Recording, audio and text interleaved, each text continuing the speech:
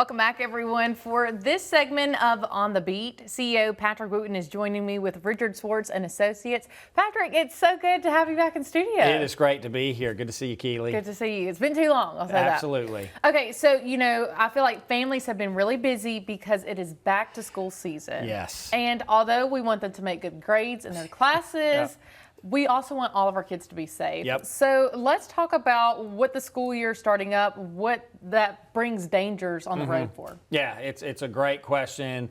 It's a time of year when more cars are out there. We all kind of know if you make that commute to work. When it's summer, it's usually quicker because you don't have all the back to school time. But now you've got all the student drivers who are back out there. School starts so early, so you have kids at a bus stop or kids riding their bikes or walking to school. So you just have to be cognizant of children out there because you get out of the routine. It's really a routine of not paying attention to kids, and you've got to be knowing that they may absolutely dart out across you. They may be confused. So it's important to be on the defensive and always look for those children.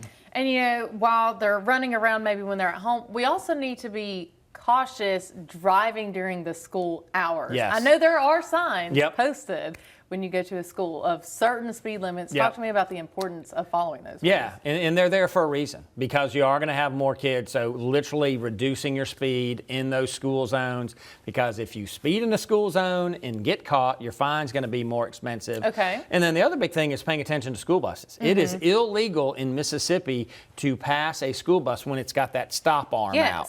Because think about it, kids are coming from both directions. You don't ever think about that. So crossing the street to get on that school bus.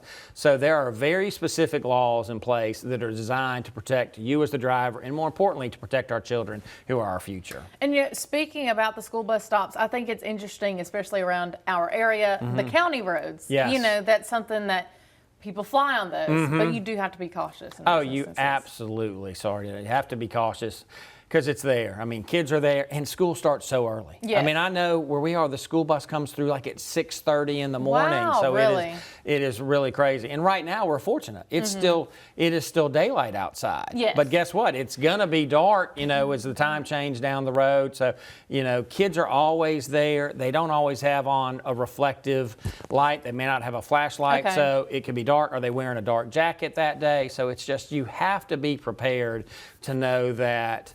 Let me look for that child. Because unfortunately, August is one of the deadliest months for kids because people are just out there, the routine is new, and people just aren't paying attention the way they need to. And then also, some new drivers may be hitting the road this school season, getting the permits, getting their license. And we're talking about teen drivers. Look, I was a teen. I was not a good driver. So what are some tips that you have, Patrick, for those teen drivers and maybe also for their parents? No, great. If you're a new driver, and this is from someone who had a daughter who got her license earlier this year, is you need to ride with them. You need to literally tell them what route, ride with them before they have to start making that drive on a daily basis to know how they're going to get to school. What way are they going to go? How long is it going to take? And then add time. Give them extra time so that they're not going 90 to nothing to make sure they don't hit the tardy bell. And then the other big thing is get them used to pulling into tight parking spaces. That's a good one. Because you think about, their schools are going to put as many kids in that parking lot as possible, and the teachers and the staff.